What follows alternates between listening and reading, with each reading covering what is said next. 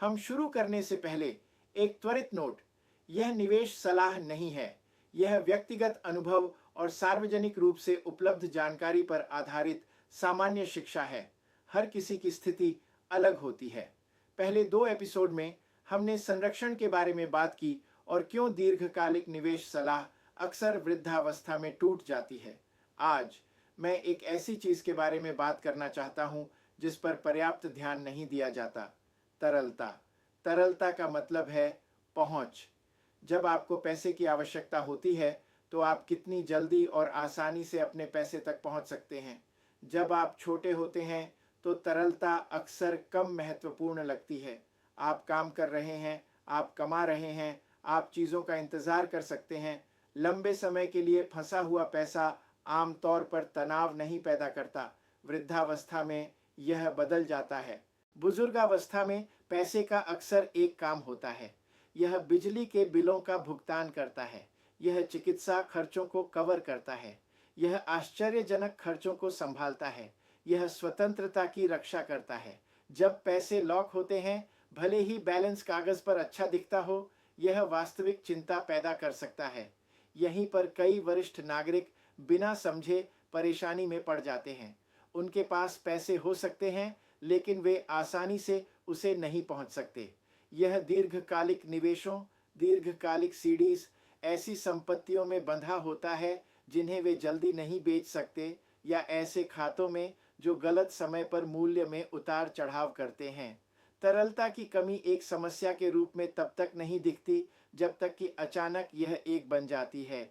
यही कारण है कि बुजुर्गावस्था में तरलता पहले की तुलना में अधिक मूल्यवान हो जाती है। तरलता आपको विकल्प देती है।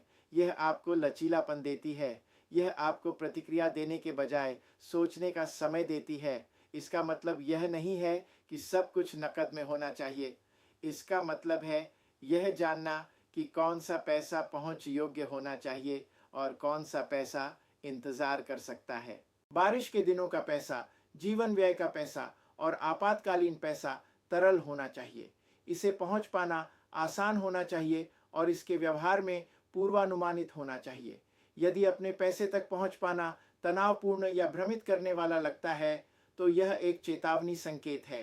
कई वरिष्ठ नागरिक अधिक कमाई को सुरक्षित रहने के साथ भ्रमित करते हैं। ये दोनों एक समान चीजें नहीं हैं। थोड़ा कम रिटर्न जो उच्च पहुंच के साथ हो, वह उच्च रिटर्न से कहीं अधिक सुरक्षित हो सकता है जो बंद है और जिसे आप बिना दंड, देरी या मजबूर बिक्री के छू नहीं सकते।